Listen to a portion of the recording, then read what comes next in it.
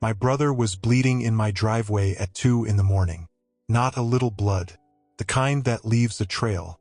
His shirt was torn, one eye swollen shut, and when he tried to speak, I saw the split in his lip reopen. 28 family dinners where he'd worn long sleeves in summer. 47 times he'd canceled plans last minute. And I'd believed every excuse. Every single one. I didn't ask what happened. Pulled him inside. 72 hours later, I was living his life. And his wife had no idea she was beating the wrong twin. I should have seen it years ago. The signs were everywhere. That November morning started the way most of my weekdays did. Coffee at 6, emails by 6:30, first client call at 7. The view from my home office should have felt like success. My name's Marcus Chun, and at 36, I'd built a financial consulting practice that let me work from anywhere. My twin brother David called it living the dream. I called it what it was, a life I'd constructed specifically so I'd never have to depend on anyone. Ever. But that morning, my phone rang before my alarm. David's name on the screen. He never called before 8. Never. Mark. His voice sounded wrong. Wet. Thick. Can I come over? Now? It's not even 6. Please. I'd heard my brother cry exactly 3 times in our lives. Once when we were 7 and our dog died. Once when we were 19 and our father had the stroke. And once at his wedding watching Sarah walk down the aisle. This was the 4th time. I told him to come. Told him the door would be unlocked. Then I sat there in my kitchen, holding my coffee, trying to remember the last time I'd actually seen David. Really seen him, not just waved across a parking lot or sent a text. Thanksgiving was next week. Mom was hosting. David said they'd be there. The knock came 20 minutes later. Soft, apologetic, like he was sorry for existing. I opened the door.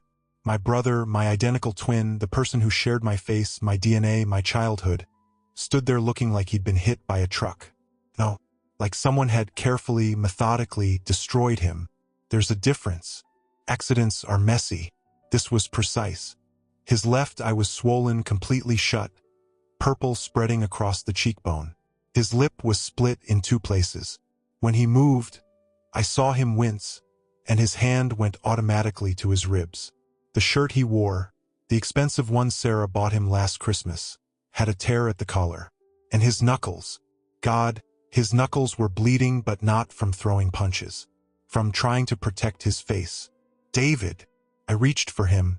He flinched. Actually flinched away from me. From me. What the hell happened? I fell. Automatic. Practiced. Down the stairs. I'm so clumsy lately, you know how I... Stop. I pulled him inside, locked the door behind us. Stop lying to me. Right now. He stood in my entryway. This man who looked exactly like me, and his whole body started shaking. Not crying. Shaking. Like every muscle had been holding so tight for so long that letting go meant collapse. I guided him to the couch. Got ice from the freezer. When I came back, he was staring at his hands. How long? I asked. Mark, I can't. How long? He was quiet for so long I thought he wouldn't answer. Then, 3 years. Maybe longer. It got bad after the promotion. When I started making more than her. 3 years. 3 years of family dinners where Sarah smiled and held his hand. 3 years of birthday parties and Christmas mornings and summer barbecues where I'd thought my brother was happy. 3 years of me being too busy, too focused on my own life, too blind to see what was happening to the person who'd shared a womb with me. Sarah did this. Not a question. I knew. I'd known the second I saw his face. She'll kill me if I tell anyone. He said it matter of fact. Not dramatic. Not exaggerated. Just true. Last night I suggested we have dinner with you this weekend. Just suggested it. She said I was trying to turn the family against her. Said I was probably talking shit about her to everyone. Then she grabbed the lamp and... He gestured to his face. I sat there on my coffee table, holding a bag of frozen peas, looking at my brother. We'd been born 4 minutes apart. Him first, always first. Braver. Stronger. Or so I'd thought. David was the one who'd asked girls to dances while I stuttered. David was the one who'd made varsity everything while I studied. David was the golden child, the favorite, the one Mom bragged about. And somewhere in the last 3 years, while I was building my business and dating occasionally and living my careful, controlled life, my brother had been dying. Not slowly, systematically. "You're staying here." I put the ice against his eye. He winced but didn't pull away this time. "You're not going back to that house. I can't just leave. Mark, you don't understand. She's got lawyers in her family. Her uncle's a judge. If I try to leave, she'll destroy me." She's said it. She's got recordings of me yelling back. Photos from when I did shove her away. She's been planning this. Building a case that I'm the abusive one. Then we'll get better lawyers. With what money? She controls everything. She made me put the house in her name for tax purposes. My paycheck goes to our joint account that she monitors. She knows when I buy coffee, Mark. She knows everything. If I leave, I lose the house I'm still paying for. She files for domestic violence protection citing her evidence. And I'm the bad guy. The man who hit his wife. Nobody believes men like me. I wanted to argue. Wanted to say he was wrong. But he wasn't. I'd read the statistics. Seen the news stories. Male victims of domestic violence were jokes. Punchlines. Told to man up. The system wasn't built for my brother. It was built to destroy him. "Let me see." I gestured to his ribs. He hesitated, then lifted his shirt. I actually gasped. Couldn't help it. Bruises in various stages of healing covered his torso. Yellow, green, purple, black. Ribs definitely cracked, maybe broken, and cigarette burns. Small, circular, deliberate. On his lower back where nobody would see if he kept his shirt on. "She likes to mark me where it doesn't show," he said quietly. "She's smart. Always has been. That's what I loved about her once." His laugh was bitter. Broken. "The lamp last night was a mistake. She was aiming for my shoulder." I turned. She panicked when she saw my face. Started crying, saying she was sorry, that I made her do it. Then she locked herself in the bedroom. That's when I left. I took photos. Every bruise, every burn, every mark. David sat there, shirtless in my living room, while I documented what his wife had done. When I finished, he pulled his shirt back on carefully. Everything he did was careful now. Measured. Like moving too fast or too much might break something that couldn't be fixed. "I need to go back." He checked his phone. "She's called 18 times. If I don't answer soon, she'll call my office. Tell them I'm having a breakdown. She's done it before. You're not going back. Mark, look at me." I waited until he did. Until we were face to face, identical except for the damage Sarah had done. "When we were kids, you jumped in front of that car for me. Remember? I ran into the street after a ball and you grabbed me. Broke your arm. Saved my life. You've always protected me. Let me protect you now." "How?" "There's no way out. She's got everything planned." That's when the idea came. Insane. Impossible. Exactly the kind of thing that would either save David or destroy us both. But looking at my brother, at what remained of the person who'd shared everything with me, I knew there was only one choice. We switch places. David stared at me. "What? We're identical. Nobody's ever been able to tell us apart. Even Mom used to check our birthmarks. We switch. I go live your life. You stay here. Rest. Heal. And while I'm being you, I document everything. Get the evidence you need. The real evidence. Video. Audio. Proof that she's the abuser. You're crazy. She'll know. Will she? When's the last time she really looked at you? When's the last time she saw you as a person instead of a target?" He didn't answer. Couldn't. "I know your life. We've been talking since we could talk. I know your job, your routine, where you keep the coffee mugs. And for anything I don't know, you'll tell me. Brief me. Like a mission. This isn't a game, Mark. She's dangerous. I know. That's why it has to be me. Because you can't take any more. And because if I'm in there, gathering proof, we can end this. Really end this. With evidence so clear that her judge uncle can't spin it. Evidence that saves you. We sat there while the morning light filled my living room. Outside, the world was waking up. People heading to work, living normal lives, having normal problems. And inside, two brothers were planning something that sounded like a movie. Except this was real. The bruises were real. The fear in David's eyes was real. And the determination in my chest was real too. How long? David asked finally. 2 weeks. Maybe less. Long enough to establish a pattern. Get multiple incidents on record. Show that she's been doing this systematically. What if she hurts you? Then we'll have it on camera. That's the point.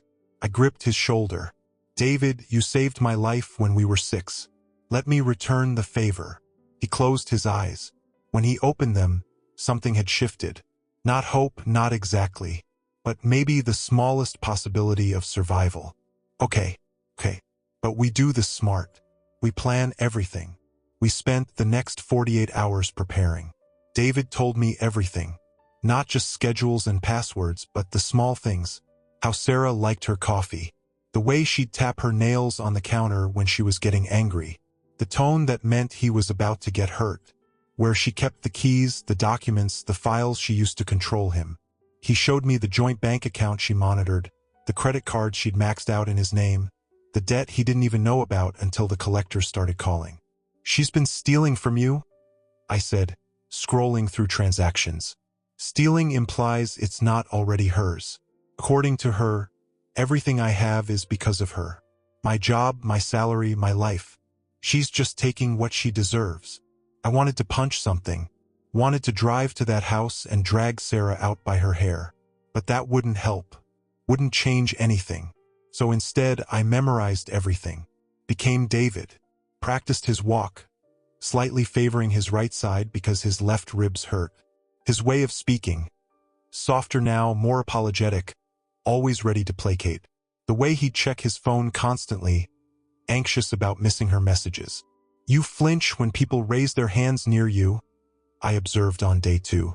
Do I? He hadn't even noticed. She throws things. I learned to watch her hands. On the 3rd morning, we looked at each other. Identical twins with identical faces, but I was whole and he was broken. I wore his clothes, the ones he'd grabbed on his way out. His watch. His wedding ring felt heavy on my finger. Foreign. Wrong. Mark. David grabbed my arm as I headed for the door. If something goes really wrong, if it gets too bad, you get out. You promise me. I promise. But I'm not leaving until we have what we need. The drive to David's house took 20 minutes. I knew the way. I'd been there dozens of times for dinners, for parties, for casual visits.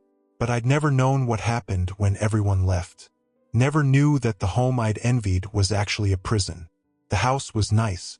Really nice. Colonial style, perfectly maintained yard. In a neighborhood where everyone waved hello. Sarah's car was in the driveway.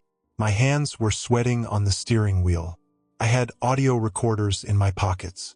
Cameras disguised as pens and buttons. My phone set to record everything. If I did this right, in 2 weeks David would be free. If I did this wrong, Sarah might kill me. She wouldn't know the difference until it was too late. Until I'd already gotten what we needed. I unlocked the front door with David's keys. Stepped inside. The house smelled like vanilla candles and coffee. Normal. Eerily normal. Like houses in magazines where nothing bad ever happened. David. Sarah's voice from upstairs. Is that you? Yeah. I tried to match David's current tone. Subdued. Careful. It's me. Where the hell have you been?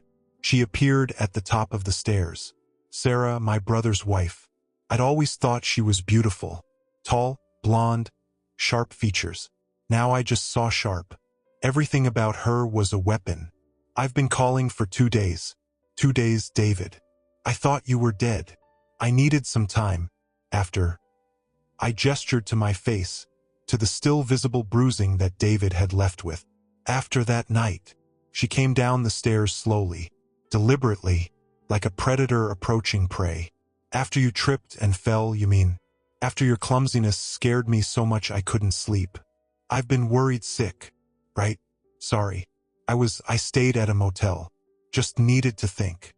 Think about what? She was close now, close enough to touch me, to hit me. Her eyes scanned my face, looking for something. But she saw what she expected to see. Her husband, her victim. Think about how you're going to apologize? About how you're going to make this up to me. Every instinct screamed to defend myself, to tell her what she was, to call her the abuser, the monster, the thing that had destroyed my brother. But I was David now, and David had learned to survive by surrendering. So I did what he would do. I looked down, made myself smaller, became the target she expected. I'm sorry, I said. You're right. I shouldn't have left. No, you shouldn't have. She grabbed my chin, forced my face up. Her nails dug into my skin. Not enough to really hurt, just enough to remind me she could. Don't ever scare me like that again. I love you. You know that, right? Everything I do is because I love you. I know. Good. She released me, smiled. The transformation was instant. From predator to perfect wife in a heartbeat. I made coffee, your favorite, and I thought we could talk about Thanksgiving. Your mother called. I told her we'd be there. Just like that. Like the last 2 days hadn't happened. Like my face wasn't still marked from where she'd hit me. Like this was normal. I followed her to the kitchen, watching how she moved, how she controlled the space. The coffee was exactly how David took it. She knew everything about him. Every preference. Every habit. Every weakness. She'd studied him like an enemy, because that's what he was to her. Not a partner. Target. I was thinking, she said, leaning against the counter. Maybe we should look at new cars. That BMW you've been wanting. We can afford it now with your raise. The raise we agreed to save. Agreed. Her tone shifted. Just slightly. Just enough that I caught it. Or agreed that you'd do what I told you because I handle the finances? She smiled, but her eyes were cold. You're so bad with money, baby. You know that. The sweet that you try, but let me handle it. That's what wives do. She was gaslighting him. Right there. Casual as breathing.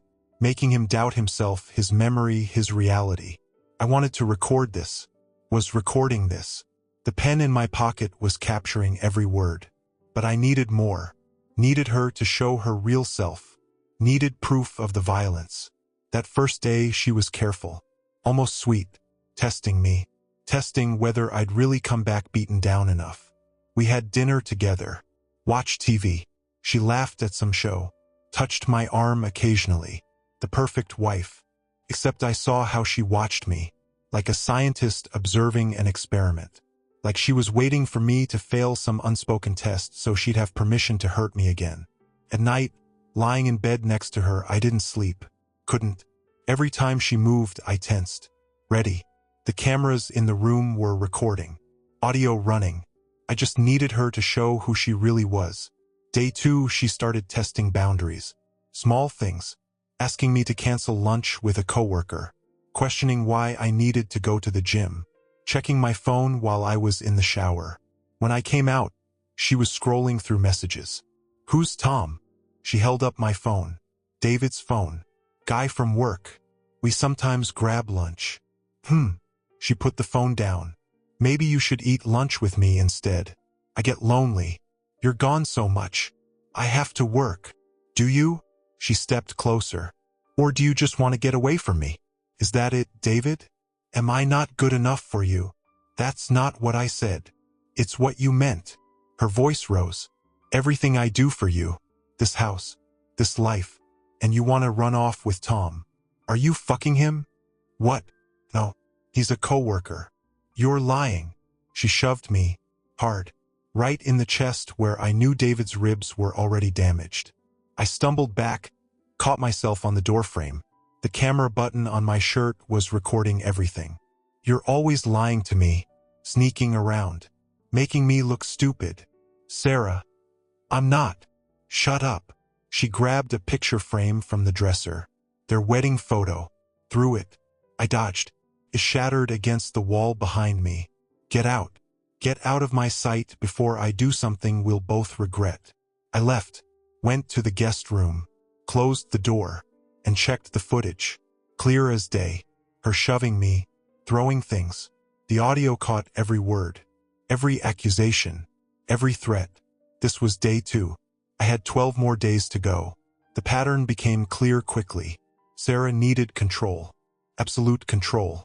Any hint that David had independence, had friends, had a life outside of her was a threat. And threats needed to be eliminated. Sometimes with words. Sometimes with violence. Always with the reminder that she was in charge. That he was nothing without her. Day 4. She hit me for the first time. We were making dinner.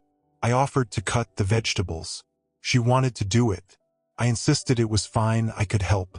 She grabbed my wrist, yanked me away from the counter, and slapped me across the face. Open palm. The sound echoed in the kitchen. When I say I'll do something, I do it. I don't need your help. I don't need you questioning me. The camera in my shirt pocket caught it all. The slap, the look on her face. Not angry, not out of control. Calm, calculated. This was how she maintained order. Through fear. I touched my face where it stung. Looked at her. And I understood. This wasn't about anger. This was about power. She hit him because she could. Because she enjoyed it. Because every time he flinched, she felt strong. Sorry, I said quietly, hating myself for it. Hating that David had to say this hundreds of times. You're right. I know I am. She went back to chopping vegetables. Humming. Happy now that order was restored. Set the table, baby. Dinner will be ready in 15. Day 7. She came home angry about something at work. Her boss had criticized a project. In her mind, that meant she needed to criticize me. Needed to take back the power someone had taken from her. She found fault with everything. The way I'd loaded the dishwasher. The show I was watching. The fact that I was breathing too loud. It escalated. Always escalated. She threw her keys at me. Hit my shoulder. Called me useless. Stupid. Said I was lucky she even stayed with me. That no one else would want someone so pathetic. You're just like your father. Weak. Ineffectual. At least he had the sense to die and stop embarrassing everyone. She knew about my father. Our father. Knew the stroke had destroyed him slowly. Knew David had watched him fade. Knew it was his deepest pain. And she used it as a weapon. I recorded every word. Day 9, she escalated to serious violence. I'd made the mistake of suggesting we see a marriage counselor. Just suggested it. Gently, the way David would have. She snapped, grabbed a frying pan from the stove and swung it at my head. I ducked. It hit the cabinet behind me, left a dent. She swung again, connected with my shoulder. Pain exploded down my arm. The cameras caught it all. Her face twisted with rage. The weapon. The impact. You think we need counseling? You think there's something wrong with our marriage? There's something wrong with you. You're the problem. You've always been the problem. She hit me again. This time the pan connected with my ribs. The same ribs David had warned me about. Something cracked. I went down. Couldn't help it. The pain was blinding. She stood over me, breathing hard, holding the pan. Get up. When I didn't move fast enough, she kicked me. Right in the stomach. I said get up. Stop being so dramatic. It barely touched you. I got up. Every breath hurt. Something was definitely broken. I recorded her threatening me. Recorded her forcing me to apologize for making her hit me. Recorded her crying afterward, saying she didn't know what came over her, that I just made her so crazy sometimes. Recorded the whole cycle. The violence. The apology. The promise it wouldn't happen again. The threat that it would be worse next time if I told anyone. That night, I sent all the footage to David. Uploaded it to a cloud account Sarah didn't know about. If something happened to me, if she actually killed me thinking I was David, at least there would be proof. At least she wouldn't get away with it. Get out. David texted back immediately. That's enough. You've got what we need. Get out now. 3 more days, I replied. We need pattern established. Multiple incidents. Mark, she's going to kill you. She won't. And if she tries, it'll be on camera. Trust me. Day 11. Thanksgiving was tomorrow. We were supposed to go to Mom's house. Sarah didn't want to go. Didn't like my family, though she'd never said it directly. Just made excuses every year. But this year, Mom had insisted. So Sarah was angry, taking it out on me all day, criticizing everything, working herself up to violence. I could see it coming. The way her jaw clenched, how her hands formed fists, the tapping of her nails on the counter. The signs David had taught me to watch for. Your mother called again. Sarah was making coffee, slamming things. She's so needy. Honestly, David, your entire family is exhausting. Especially Marcus. The way he looks at me, like he's judging me. Mark doesn't judge you. He thinks he's better than me, better than us. With his fancy business and his freedom. No responsibilities. Must be nice. She turned to face me. Why aren't you more like him? What do you mean? Successful. Independent. Marcus doesn't need anyone. You need me for everything. It's pathetic. Couldn't help it. After 11 days of this. After watching what she'd done to my brother, was still doing. After the bruises and the broken rib and the constant degradation. Something in me snapped. Not into violence. Into clarity. You're right, I said calmly. Mark doesn't need anyone. Because he doesn't let people abuse him. Sarah froze. The coffee pot in her hand stopped mid-pour. What did you just say? I said he doesn't let people abuse him. The way you abuse me. The way you've been abusing me for 3 years. I don't abuse you. Her voice was dangerous now. Quiet. I love you. Everything I do is out of love. Love doesn't leave bruises. Love doesn't break ribs. Love doesn't... I lifted my shirt, showed her the damage she'd done, the fresh bruises from the frying pan, the cigarette burns that were still healing. Love doesn't do this. You're twisting things. You're trying to make me the bad guy. I'm not. She was spiraling. I could see it. The carefully constructed reality where she was the victim was cracking. You made me do those things. You pushed me. You. I never touched you. Not once. Not in violence. Not in anger. I've taken everything you've thrown at me. Literally. But I'm done. We're done. She threw the coffee pot. Hot coffee and glass exploded where my head had been a second before. I'd moved on instinct. The cameras caught it all. Her throwing it. Me dodging. The wall behind me dripping with coffee and blood where glass had cut my arm. You don't leave me. She was screaming now. Full volume. I leave you. That's how this works. You don't get to decide when this ends. You don't get to have control. Ever. You're mine. Everything you have is mine. And if you try to leave, I'll destroy you. I'll tell everyone you hit me. I'll show them the bruises I gave myself. I'll take the house, your job, your reputation. You'll have nothing. No one will believe you. I know. I held up my phone. Recording. I've been holding it since the coffee pot threw. I know exactly what you do, because it's what you've been planning, what you've been setting up. But see, here's the thing, Sarah. I'm not David. Her face went white. Actually white. What? I'm Marcus, David's twin. And for the past 11 days, I've been documenting every single thing you've done. Every hit, every threat, every manipulation.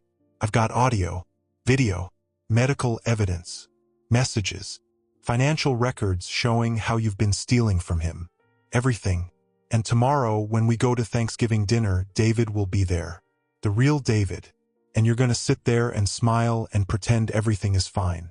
And then after dinner, you're going to come back here and pack your things and leave. Because if you don't, every piece of evidence I've gathered goes to the police. To your job. To your family. To everyone. She stared at me. At my face. Seeing it maybe for the first time. Seeing that I wasn't broken the way David was. Wasn't afraid. Wasn't beaten down. Her mouth opened. Closed. She looked at the phone in my hand. At the cameras she hadn't noticed. At the pen in my pocket. At the button on my shirt. At the evidence of her own cruelty surrounding her. You can't. She grabbed for the phone. I stepped back. That's illegal. Recording without consent. New York's a one-party consent state. I'm a party to these conversations. It's perfectly legal. And even if it wasn't, I've got enough evidence of assault that no prosecutor would care about recording laws. You've been torturing your husband for 3 years. You put him in the hospital. You isolated him, stole from him, gaslit him. And you did it because you thought you could get away with it. Because no one believes men can be victims. But they will. Because I've got proof. Sarah sank into a chair. The fight went out of her all at once. Not because she felt guilty. I didn't see remorse in her eyes. I saw calculation. Saw her running through options. Trying to find an angle. A way to spin this. But there wasn't one. Not anymore. The truth was documented. Undeniable. She'd been so careful to avoid leaving evidence. Never hit him where it showed. Always had an explanation. Always controlled the narrative. But she hadn't counted on David having an identical twin willing to take his place. Willing to endure the abuse to save him. "What do you want?" she asked finally. "Divorce. Immediate. Uncontested. You keep your car. David keeps the house that he's been paying for. You cancel all joint credit cards. You return everything you stole from joint accounts. You sign paperwork agreeing to no contact. And you get therapy. Real therapy. For whatever made you like this. And if I don't? Then I go to the police. You get arrested. Tried. Convicted. You lose your job, your reputation, your freedom. Domestic violence isn't a joke when there's this much evidence. You could do years. And the whole time, everyone you know will see exactly what you are." She was quiet for a long time. Outside, the sun was setting. Tomorrow was Thanksgiving. Tomorrow, my brother would see his family again. Would sit at a table without fearing what came after. Without checking his phone every 5 minutes. Without flinching when someone raised their voice. Tomorrow, David would start healing. Because today I'd gotten him free. "Fine." Sarah's voice was flat. Dead. "Fine. I'll sign whatever. Just keep those recordings to yourself. That depends on you. You leave him alone. You don't contact him. You don't try to spin this. You don't badmouth him to anyone. You just go. And we'll keep this between us. But if you come near him again, if you try anything, everything goes public. Understand?" She nodded. Stood up. Walked to the bedroom. I heard drawers opening. Closing. She came back with a suitcase. Packed. Like she'd been ready for this. Maybe part of her always knew it would end. Maybe that's why she'd hit him so hard that last night. Some subconscious need to destroy him completely before he could escape. "Tell David." She stopped at the door. Looked back at me. At the face she'd been hurting for 3 years. Not knowing it wasn't him today. "Tell him I'm sorry." No. I won't tell him that. Because you're not sorry. You're sorry you got caught. There's a difference. You don't get closure. You don't get forgiveness. You just get gone. She left. The door closed behind her. And I stood in that house, in the kitchen where she'd thrown hot coffee at my head 20 minutes ago, and I let myself shake. Let myself feel the pain in my ribs, the cut on my arm, the exhaustion of 11 days pretending to be my brother while someone systematically tried to destroy me. But I'd done it. David was free. Finally, completely free. I called him. "It's over. She's gone. Come home." Thanksgiving at Mom's house was different that year. David and I showed up together. He'd been away on business, we told her. She believed it, was just happy to have both her sons there. Sarah had texted regrets, said she was sick. No one missed her. Not really. They'd always been polite about her. But I don't think anyone actually liked her. Maybe they'd seen what I'd been too busy to see. Maybe they'd noticed David flinching, growing quieter, disappearing. Over turkey and stuffing, David smiled. Really smiled. Our cousin made a joke and he laughed, loud and genuine. Mom looked at him with relief in her eyes. Later, she pulled me aside. "What happened? David seems different, lighter. He got rid of some dead weight," I said. "He's going to be okay now." In the weeks that followed, Sarah signed the divorce papers. Uncontested, just like I'd demanded. She moved out of state, got a job somewhere else. David got therapy. Real therapy with a counselor who specialized in domestic violence survivors. Male survivors especially, because their trauma was different, came with shame that women didn't face, with disbelief, with the weight of societal expectations that men should be strong enough to just leave. As if leaving was ever that simple when someone had systematically destroyed your sense of self. The evidence I'd gathered was never released publicly. Didn't need to be. Sarah left. David was free. That was enough. But he kept it. Kept copies of everything. Just in case. Just as insurance that she'd never come back. That she'd never try to rewrite history. The truth was documented. Preserved. Undeniable. David moved into a new apartment. Smaller than the house, but his. Really his. He changed his phone number. Closed the joint accounts. Slowly rebuilt the credit she'd destroyed. Took time. Healing always does. But he did heal. Gradually, the man I'd known came back. The brother who'd jumped in front of a car for me. Who'd been brave and strong and whole. He'd been buried under 3 years of abuse. But he wasn't dead. Just waiting to be found. We had coffee one morning, 6 months after it all ended. David looked good. Healthy. The physical scars had faded. The psychological ones would take longer, but he was working on them. He held his cup without his hands shaking. Met my eyes without looking away. "I never thanked you," he said, "for what you did. Taking my place. Enduring that. You would have done the same. Maybe. Once. But she'd broken me, Mark. By the time I showed up at your door, I couldn't have done what you did. Couldn't have stood up to her. Couldn't have survived those 2 weeks. You saved my life. You saved mine when we were kids. I just returned the favor." "No," he shook his head. "You did more than that. You gave me proof that what was happening wasn't in my head. That I wasn't crazy or weak or wrong. You showed me it was real. That I was really being hurt. As stupid as it sounds, I needed that. Needed someone to witness it. To say, yes, this is abuse, and you deserve better." I reached across the table. Gripped his shoulder the way I had that morning in my apartment when he'd shown up bleeding. "You always deserved better." "Yeah, I'm starting to believe that now." He started dating eventually. Carefully.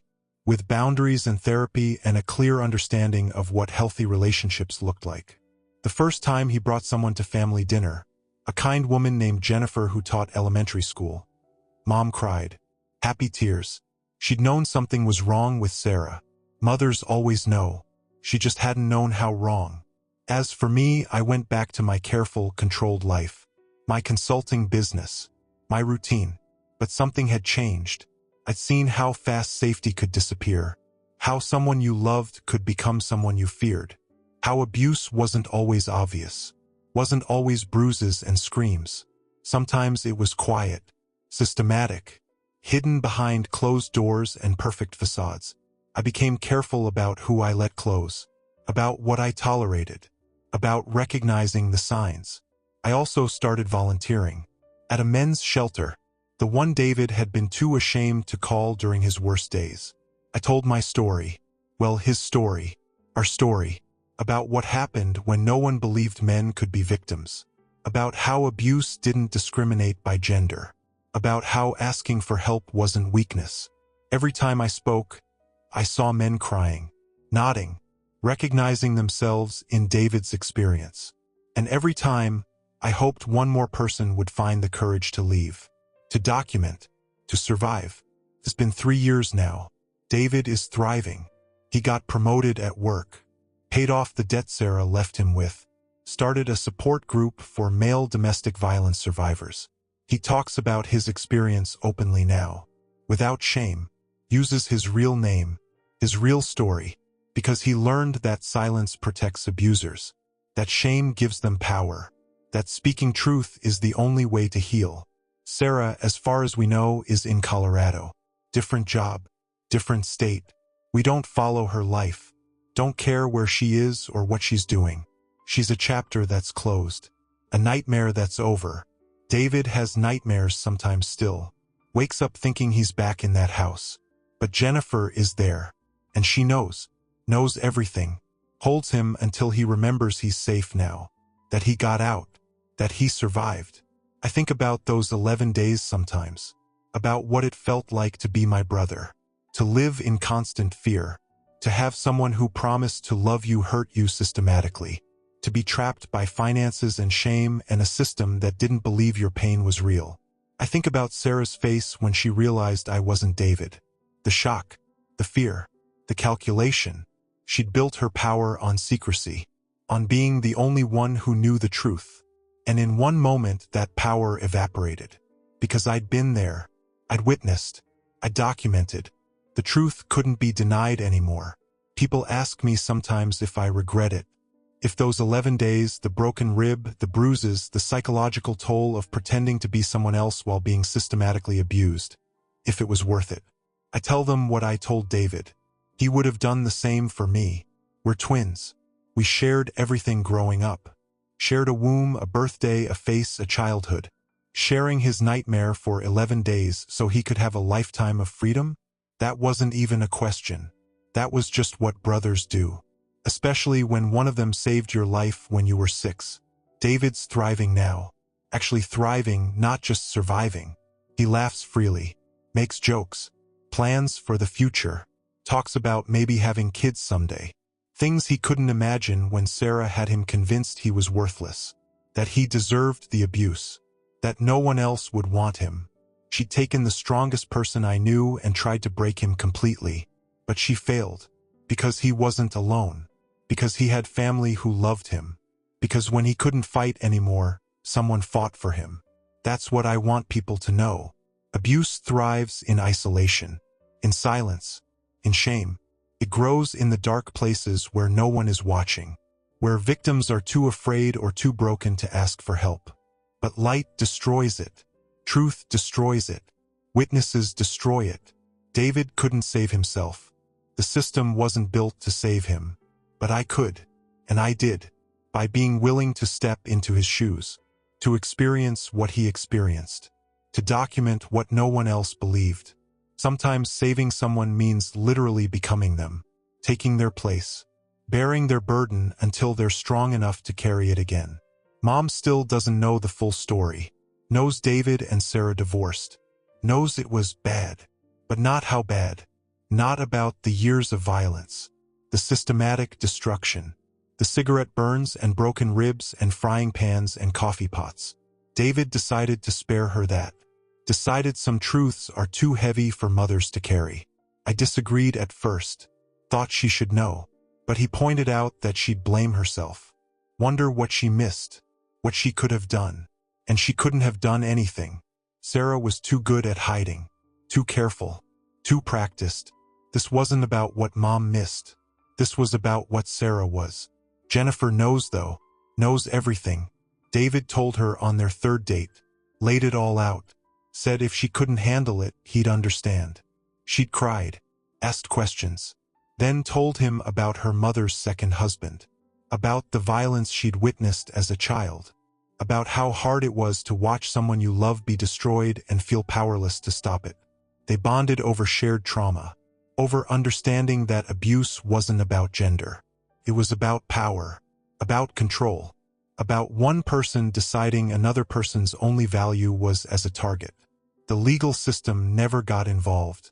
Sarah left quietly, signed everything, disappeared. Part of me wishes she'd fought, wishes we'd gone to trial, let a jury see what she'd done, made an example of her. But David wanted peace, wanted it over, wanted to move forward without spending years in courtrooms reliving the worst period of his life.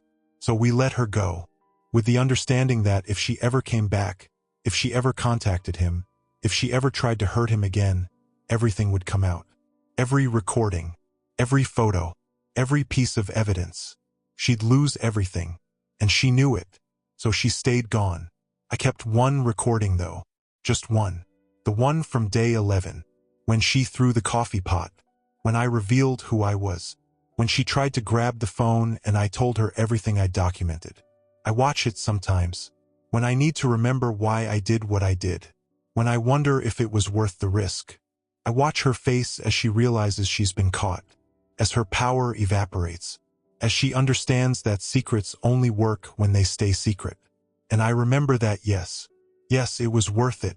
Every bruise, every threat, every moment of fear, because David is free now, and Sarah can never hurt him again. He calls me his hero. I tell him he's wrong. He's the hero. He survived 3 years of hell and still had the courage to ask for help. Still had enough self left to fight for his own survival. I just documented it, provided evidence. But the real courage was his. Was showing up at my door at 2 in the morning with his face destroyed and admitting what was happening. Was letting me help him. Was trusting me enough to let me take his place. That's bravery. That's strength. Everything after was just logistics. We meet for coffee every week now. Every Sunday morning. Just the two of us. Talk about everything and nothing. Work and life and the future and stupid childhood memories. Sometimes we talk about Sarah. About the signs we missed. About how she chose David specifically because he was kind. Because he wanted to believe the best in people. Because his empathy made him vulnerable. Abusers have a sense for that. For who will tolerate the intolerable? Who will explain away the unexplainable? Who will stay long past when they should have left? David was a perfect victim. Successful enough to provide for her. Isolated enough that no one noticed. Empathetic enough to believe he was the problem. Until he wasn't. Until he had proof he wasn't crazy. Until he had someone witness what was happening and say, "This is real and you deserve better." That's what those 11 days really gave him. Not just evidence for divorce. Not just freedom from Sarah. But proof that his reality was real. That he wasn't too sensitive or too dramatic or too weak. That what was happening to him was abuse. Clear, documented, undeniable abuse. And that knowledge saved him. Because once he knew it wasn't his fault, once he knew he wasn't crazy, he could start healing. Could start rebuilding. Could start believing he deserved better than someone who hurt him and called it love. I still have the cameras. The pens and buttons and hidden recorders. I gave them to the men's shelter. They distribute them to victims who need evidence. Who need proof. Who are trapped like David was by an abuser who's careful enough not to leave marks where anyone can see. Those cameras have saved dozens of people now. Men and women. Everyone who needs to document abuse that happens behind closed doors. Everyone who needs proof that their reality is real. It's David's legacy. The good that came from his nightmare. The way he took his pain and turned it into help for others. Jennifer asked me once why I did it. Why I was willing to risk so much for David. Risk being hurt. Being killed. Having Sarah realize I wasn't him before I got the evidence we needed. I told her the truth. When we were 6, David saved my life. Pushed me out of the way of a car. Broke his arm. Spent the whole summer in a cast. And when I cried and said I was sorry, he told me, "That's what brothers do." So when I had the chance to return the favor, to push him out of the way of something that was destroying him, to take the hit so he could survive, there was no question. No hesitation. That's what brothers do. We protect each other. We save each other. We become each other if that's what survival requires. 3 years on, David is the happiest I've ever seen him. Not just happy like he was before Sarah. Happy like he's finally figured out who he actually is. What he actually deserves. What healthy love looks like. Jennifer is good for him. Good to him. She builds him up instead of tearing him down. Celebrates his successes instead of resenting them. Respects his boundaries instead of destroying them. And when he has nightmares about the house, about Sarah, about being trapped again, she doesn't minimize his fear. Doesn't tell him to get over it. She holds him. Reminds him he's safe. Tells him he's strong for surviving. That's real love. The kind that heals instead of hurts. As for me, I'm more careful now. About who I trust. About what I tolerate. About recognizing abuse in all its forms. I date sometimes. Nothing serious. I think those 11 days changed something in me.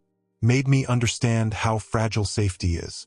How someone can seem perfect and be poison. How love can be weaponized. I'm not damaged. Just aware. Careful. Conscious that the person across from me at dinner could be someone who hurts people behind closed doors. Could be someone who smiles in public and destroys in private. It's made me lonely sometimes, but it's also made me safe. David says I saved his life. I think we saved each other. He gave me purpose, a reason to use my face, our identical DNA, for something that mattered, a way to help someone who needed help desperately. And I gave him proof that he wasn't crazy, wasn't weak, wasn't wrong, proof that Sarah was the monster, not him. That exchange, that mutual saving, it's changed both of us, made us closer, made us braver, made us understand that family isn't just about blood or biology or shared DNA. It's about showing up, about being willing to step into someone else's nightmare to pull them out, about saying, I see you, I believe you, and I'll help you survive. Thank you for walking this journey with me. Before you go, I've left 2 more stories here on your screen. Both from men who discovered that survival sometimes means letting someone else fight your battles until you're strong enough to fight them yourself. Click on whichever one calls to you. And if you want to join our community of people who understand what it's like to be the victim no one believes, that notification bell is your invitation. Until tomorrow, remember, asking for help isn't weakness. Sometimes it's the bravest thing you can do. And sometimes the person who saves you looks exactly like you. Because they are you, just the version that's still whole enough to fight.